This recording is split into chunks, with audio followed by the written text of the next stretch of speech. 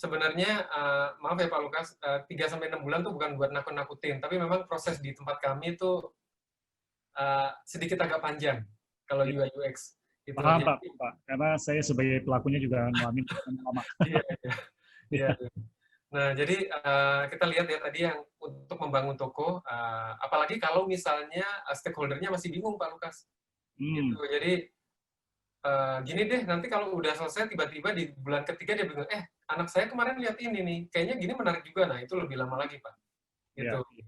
Jadi advice atau saran untuk rekan-rekan di sini sebenarnya UI UX ini bisa dilakukan kalau kita memang punya enterprise product atau enterprise services. Sebaiknya kita masuk ke situ. Dan Tapi kita akan tadi melayani. tadi proses dari UI ini termasuk untuk desain mobile, Pak ya? Artinya dari Android dan dari iOS, dari Apple, Iya, atau Pak. ini kan hanya website saja 3 bulan? Jadi sebenarnya kalau misalnya ada iOS dan Android apps itu mesti dilakukan paralel, Pak. Jadi separate team. Kalau misalnya katakanlah kita punya cuma satu tim, artinya kita mesti menyelesaikan website dulu, terus baru kita menyelesaikan aplikasi kan, Pak. Baik, baik. Tuh. Tapi kalau misalnya katakanlah kita mau, nanti dalam waktu 6 bulan kita launch ya, semuanya gitu, website dan juga aplikasi. Nah itu Hmm. sepertinya tetap harus 2 tim. Dan juga ini Pak Lukas, mungkin kalau misalnya UI UX untuk desktop dan aplikasi itu kan memang agak berbeda. Hmm. Cuma apalagi coding Pak, kalau misalnya di iOS versus Android versus misalnya web pun itu pakai bahasa yang berbeda kan Pak. Gitu. Baik. Baik. Nah, kita lanjutin. Jadi ini adalah sekarang apa ya istilahnya audiens kita nih. Audiens kita itu millennials, zillennials gitu loh. Mereka sharing konten, sharing apa namanya stories dari mobile, dari digital gitu. Nah, untuk berbicara ke mereka, terus terang kalau misalnya kita mau memperkaya own media atau toko kita perlu konten, Pak. Jadi konten itu ada teorinya sendiri. Mungkin ini next time kita bisa bahas lebih lanjut. Tapi kira-kira itu kalau misalnya kita punya konten, tuh kita punya konten yang hero ya. Hero itu yang konten besar, tapi kita juga punya konten yang hub. Hub ini yang konten yang berbicara ke prime suspect kita, prime prospect. Prime prospect itu adalah kira-kira calon pembeli kita. Hmm. Gitu. Tapi kita juga punya yang hygiene. Hygiene itu konten yang kita selalu berikan dan reguler terhadap konsumen-konsumen kita. Ini seperti tips and trick, Hmm. kira-kira seperti itu. Resep, kira-kira seperti itu. Ya. Oke. Nah, untuk yang namanya on media, ini juga sesuatu yang bisa dilakukan oleh rekan-rekan di sini. Namanya email marketing, Mbak. Karena email marketing ini basically cost-nya lebih murah, Hmm. tapi kita harus nge-build sendiri.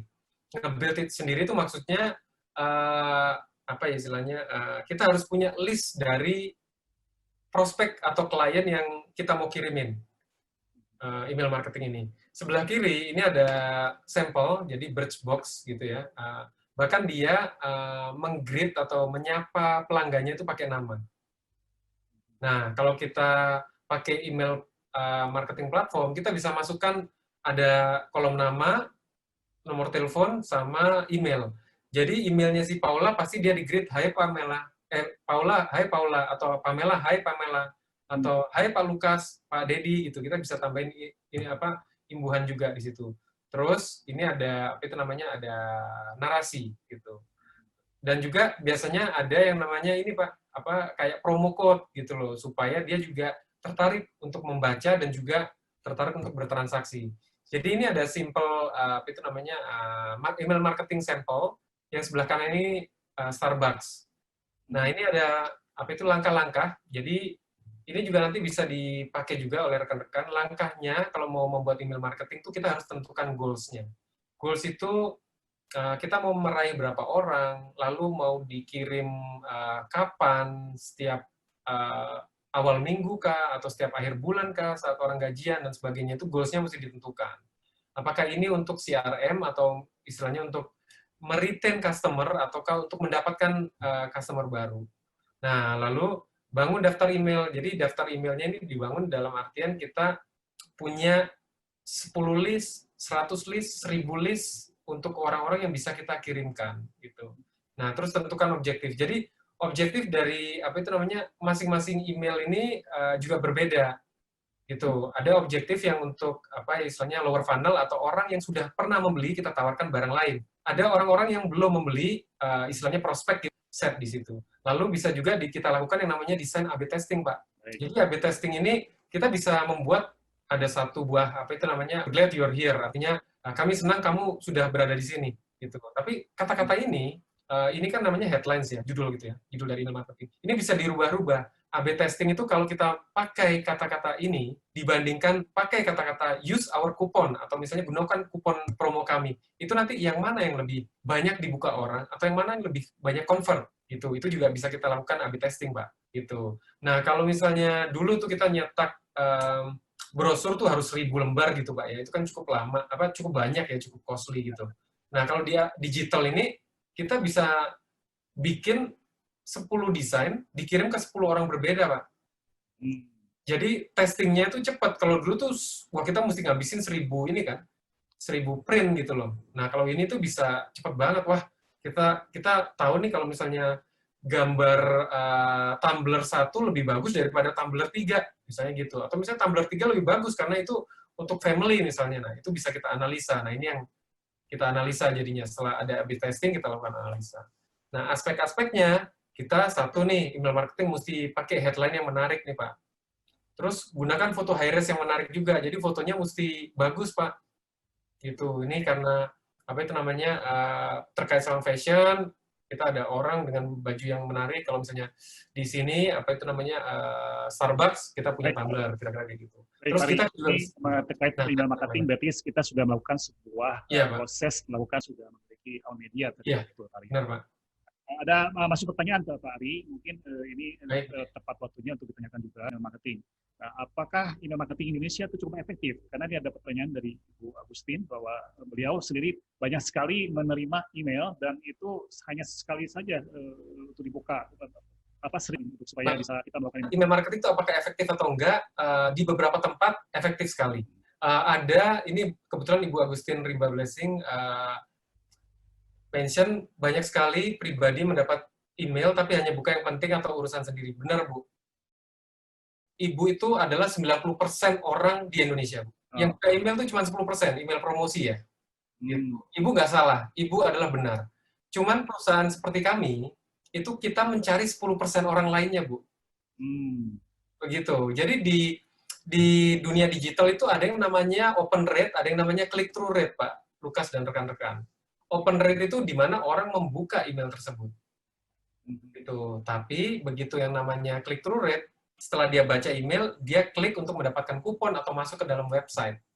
Itu. Nah, jadi efektif nggak bagi kami digital agency ataupun bisnis-bisnis yang masuk di online? Ya, kami mencari yang 10% itu, Bu. Itu. Jadi masih efektif untuk kami. Nah, Pak Lukas, sebelum lupa ini ada yang bertanya juga dari Ibu Enisa ya? Iya. Nah, jadi UMKM hendak membangun website tapi dibutuhkan 3-6 bulan, bagaimana bisa bertahan? Nah, jadi gini, kalau misalnya untuk mau membangun website, sebenarnya banyak sekali platform yang instan, Bu.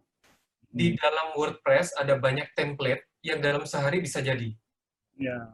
Nah, terus ada juga ada banyak sekali, ada PageFam. PageFam itu kalau misalnya katakanlah kita itu kuat di Facebook, biasanya Facebook tuh kita kan gambarnya banyak tuh, Pak. Kita masukin gambar-gambar jualan dan apa segala macam. Nah, itu PageFam itu bisa ngambil Facebook untuk dijadikan website, Pak. Iya, jadi konteksnya untuk UMKM bisa cepat jualan, banyak sekali platform.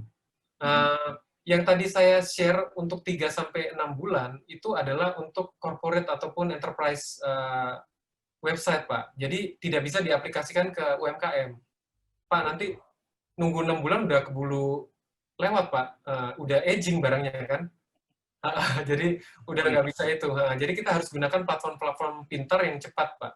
Kira-kira seperti itu. Terima kasih. Ya, baik. Bisa saya tambahkan pula ya, karena dalam profesi yang saya tekuni juga membangun sebuah website. Jadi terkait teknologi, tadi Pak Ari sudah sampaikan bahwa banyak template. Template ini sudah semakin hari semakin bagus, banyak tematik yang juga bisa kita pilih mana yang paling tepat, dan juga mau mengeditnya juga sebetulnya mudah untuk bisa dilakukan oleh sendiri, ini cocok untuk UMKM. Tapi dari sisi teknologi bisa saya infokan bahwa teknologi untuk membuat website itu pun sekarang sudah semakin mudah. Artinya sistemnya adalah drag and drop gitu. Jadi banyak elemen-elemen yang sudah dibangun dari library, kita sebetulnya bisa nanti menggunakan bahwa teknologi ini akan semakin maju, itu akan sangat cepat. Jadi Bapak Ibu semua tidak perlu khawatir membangun website ini yang tadi barusan Pak Ari sampaikan adalah untuk corporate. Jadi memang dari sisi konsep desain itu harus betul-betul detail ya, karena resikonya adalah brandnya bisa cacat Pak ya, bisa runtuh nanti kalau memang salah desain. Kayak gitu Pak Ari ya. Iya, benar Pak. Nah, jadi pada dasarnya untuk pembangunan website yang 3-6 bulan atau bahkan sebenarnya ya Pak ya, kalau misalnya seperti Tokopedia, Traveloka, Blibli kayak gitu, itu websitenya nggak selesai-selesai Pak Lukas. Pak Lukas kan tahu juga. Jadi ada orang produk di sana Pak. Jadi setiap bagian ya, yang jual tiket itu ada orang produknya sendiri, terus yang jual hotel ada sendiri, yang jual apa itu namanya tiket apa ya kayak Product owner-nya Pak ya. iya, produk owner-nya ada sendiri-sendiri dan mereka punya apa ya istilahnya punya demand yang cukup tinggi ya Pak ya terhadap para developer ini gitu. Kira-kira gitu sih Pak. Jadi memang kalau UMKM, wah jangan Pak, jangan lewatin UI UX dan apa segala macam Pak. Wah keburu habis kita Pak. Nah, kita harus secepat-cepatnya itu masuk ke marketplace jualan. Efektif jualan lagi Pak ya. Betul. Benar, benar.